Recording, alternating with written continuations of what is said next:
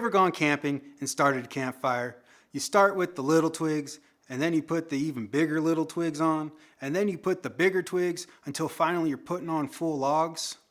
This goes to show that if your fuel source is a mixture of big fuels and little fuels, it's going to burn hot and fast. If you have the majority of big fuels mixed with a small amount of smaller fuels, it's not going to catch on fire that easily because the smaller fuels are what burn quick. It's a flashy fuel. Depending on the aspect of the hill you're on, what's around you, and your fuel load, different aspects of the mountain have different types and characteristics of fuel. As a homeowner, these are the 3 things you need to know about your fuel load. What your fuel type is, what your fuel load is, and what your fuel availability is.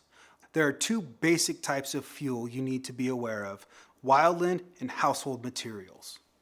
Wildland fuel consists of 6 major types: grass, shrub, timber, understory timber, and blowdown or slash.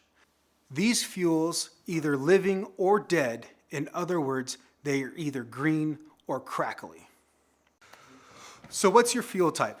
Are you in sagebrush, timber, a mixture, large grasses, shrubs? This is important information to know, so you'll be aware of how a fire will behave in your area and what to do about it. What's your fuel load? Meaning how much vegetation is in your acreage. This is measured by ton per acre, light, medium, or heavy. Can you see through it? Can you walk through it with ease or not? Sparse timber, trees intermittent and continuous brushes anywhere from 2 to 20 feet tall is an example of heavy fuel. Lastly, how available is your fuel? Meaning how close together are they? Are you down in a valley region where you have pockets of fuel with dirt in between? That's patchy, meaning it's not that available and can't continually burn. Also, is it the same fuel throughout? Is it an intermixed of fuel, meaning do you have multiple fuels, or is it uniform?